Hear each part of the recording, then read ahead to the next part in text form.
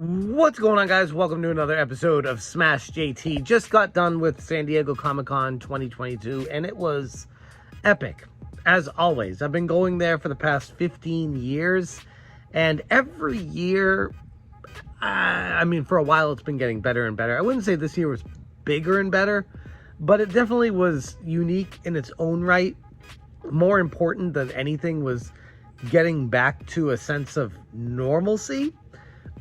Even though they required masks and showing proof of vaccination and all this other red tape that I'm not even going to get into right now. But the point of this video really isn't San Diego Comic-Con specifically. I wanted to focus more on one of my loves of this world, Nintendo, and how the mighty have fallen.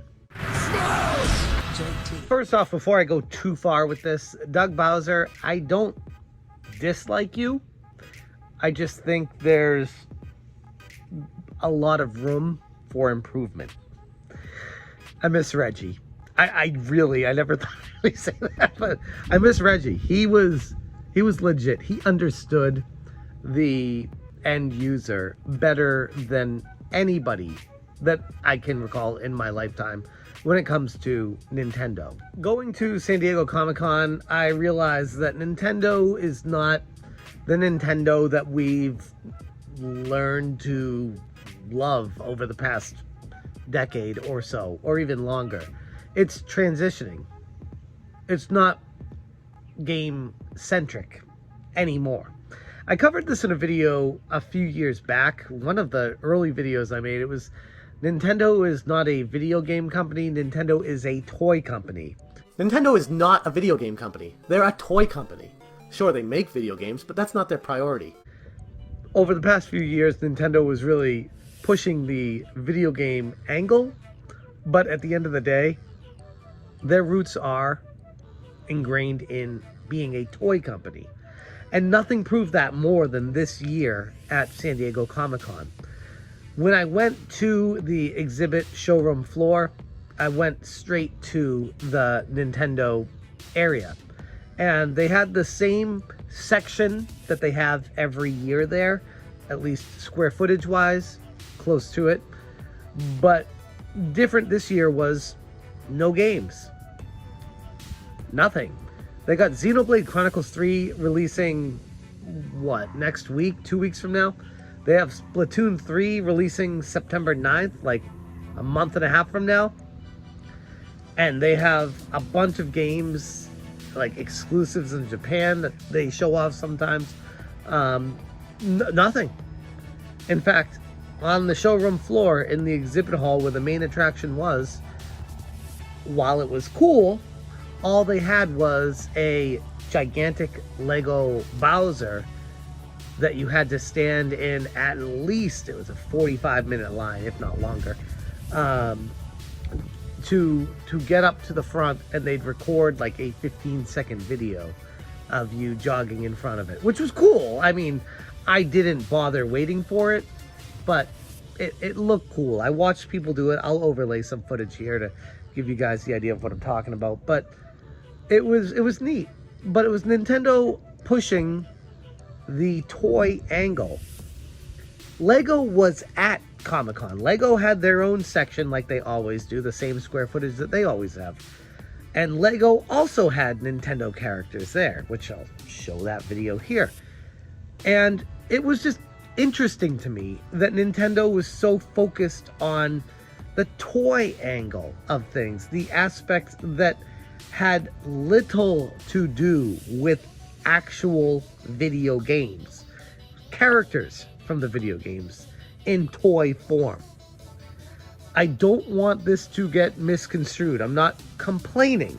I'm just acknowledging that Nintendo is going a different direction. And I want to get across the vibes that I got from being there myself. It was weird. Now, the other thing, it's not just the showroom floor.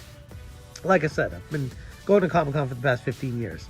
And Nintendo typically has the Nintendo Lounge rented out in one of the conference rooms at the Marriott next door. They didn't have that this year, which I thought was very interesting, peculiar even, where they had the pinball lounge, they had the Konami esports area, they had a bunch of conference halls for exhibits and discussions, but nothing Nintendo related at the Marriott. What they did have was the Nintendo like play zone or whatever. I don't remember what it was called. It was across the street from Petco Park at the main parking lot, outdoors, in a much bigger area. However, it was shared with a bunch of other companies, and Nintendo had a section of that which ended up being about the same size, give or take, of what the Nintendo Lounge typically was at the Marriott. It wasn't as good. I mean, one, the sun was beating down on you. They had some covering, but unfortunately the lines were outside of where the tents were. So to wait in line, which I did for over 45 minutes to get in there, in the brutal sun in San Diego, not ideal. But then when you got in, I was under the presumption that we'd be able to play Splatoon 3, Xenoblade Chronicles 3, maybe some unannounced games or Japanese exclusives that they have, like, what was that claw machine game they had a couple years ago that I covered? It was really cool, but it was a Japanese exclusive game that you could play at Comic-Con. I was like, oh, cool. Maybe this is coming to America or whatever. It never did, but I think they were just kind of like testing it out. Whatever. It was cool. But this year they didn't have anything like that. They had the new Kirby's Adventure game that's already out. They had Big Brain Academy I think that's already out. If it's not, that's not an attraction that I would wait in line for 45 minutes for, because they already have a whole bunch of those type of games out already. So point being, they didn't have the wow factor this year. It was fun. They had competitions where my son actually competed in one of them, where in Big Brain Academy, the winner of the 4 players would get a really cool, officially licensed Super Mario backpack. He didn't win, but it was fun and exciting to try, but that was it. And it made me think, like, Nintendo doesn't really have the aggressive passion like in years past, where they did Link's Awakening. They had this whole 3D artwork where you could look over the whole overworld, and it was like claymation. It was incredible. And then you could play that game there. And they had games like Super Mario Maker 2 and other games that weren't even out yet. They had Smash Brothers tournaments. They had all this other stuff. But this year, none of that. And piled on top of it were atrociously, terribly long lines for things that you can go home and play. That's actually one of the frustrations I had. So I was there with my son on Saturday. We waited 45 minutes in line to get in to the Nintendo parking lot across from Petco Park. And once we got in there, my son was like annoyed, as I was too. I'm like, oh, that's a long line, but whatever. We'll go test the new Splatoon 3 or whatever. Nope, not there. What do they have? Super Mario Strikers, which we have at home. And me and my son play all the time. He saw Super Mario Strikers. He was all excited. And then there was another terribly long line just to get to play that game. And he's like, I don't want to wait in another line to play a game I can go home and play. I was like, right. Let's go just not do that. Let's go do something else. He's like, no, I just want to go home. I just want to go home and play that game. And I'm just like, ugh. You know, so ultimately that's on Saturday. We already went to the convention hall and all that stuff. So we ended up just going home and playing Super Mario Strikers at home. I guess my point being, Nintendo seems to be stepping away from gaming. And while they made a good attempt at least having the stuff available that's already out, they didn't have anything more than that. They didn't go the extra mile. And maybe this is just a message to Doug Bowser. Do better. Do better. Blow people away. Like previously, you'd go to San Diego Comic-Con and you'd be like, holy crap, here's the latest and greatest that Nintendo has to offer. Which is, I mean, big secret. That's what everyone does at Comic-Con. It's where people go for like the new latest and greatest, the unveilings, the surprises, you can only play it here. People travel from all over the globe to San Diego Comic-Con in particular. And nothing. And maybe it speaks to a more prominent problem. One, I'm concerned Splatoon 3 is going to be delayed now.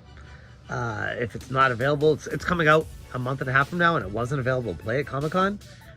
A little bit concerning. But two, the focus is clearly not on video games anymore. It's on toys. They had the new Mario Kart that you can ride on, which, I'll be honest, looked pretty awesome. It's good to be a short guy. Maybe I can get that for my son and try to ride it. I don't know. But I think it only goes like 9 or 10 miles an hour, so I don't know. It looked cool, though. It looked cool, but again, a toy, not a video game. They got the Super Mario Brothers movie coming out. They had a big advertisement that you could take a picture with for the Super Nintendo World that's out in Tokyo. I don't know if it's open yet, but coming to Los Angeles in 2023. So it was promoting that. The theme park. Again, not a video game. I guess that's what I keep getting at with this. Is Nintendo is I don't know if it's subconsciously or on purpose. But it was clear as day to me when I was there. I'm like, yeah, they don't really care about gaming right now. They're looking at other avenues for revenue, and maybe that's just a symptom of the times where the PlayStation and Xbox are going to continue with the trajectory of game consoles. Maybe Nintendo will have one last hurrah with the Super Switch or whatever, which I'm all for. And maybe they'll debut Breath of the Wild 2 and Metroid Prime 4 with that. I'm fully presuming that's actually what they're going to do, by the way. But beyond that, I think Nintendo is laying the groundwork, the foundation for the future of not having a game console and gaming prominently featured as their AAA thing. I feel like they're going more towards the Disney World approach, licensing and utilizing the characters and the worlds that they've created in other ways to make money. And again, I'm not knocking it. It sucks for someone who's a big fan of Nintendo games, but someone who understands business, I can't argue with that direction. I just wish that they do a little bit more gaming hand in hand with all that. I mean, God, they're swimming in money. They're Uncle Scrooge right now with the Nintendo Switch. And it would be nice to see them diversify evenly, but it just feels like they're not doing that. Again, not a complaint, but just my takeaway from the Comic-Con experience this year. And maybe it was just a faux pas. Maybe it was just Doug Bowser with the pandemic and everything else. Maybe it was just a one-off. That could be possible too. But the way everything's been going, I don't know.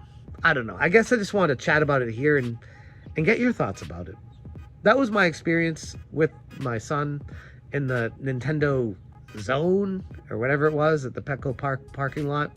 It was okay, but definitely not worth the line waiting that they had. Part of the problem was they didn't require the San Diego Comic-Con pass, so people that didn't get into Comic-Con would just go downtown and wait in line there to experience something. But yeah, that was it. That's my takeaway at the end of the day. So I'm gonna leave it there. But let me know what you guys think about Nintendo and the direction that they're going. I'd be interested to hear what the public has to say about this. I'm gonna leave it there. Thank you guys so much for watching, and as always, you stay smashing. Smash,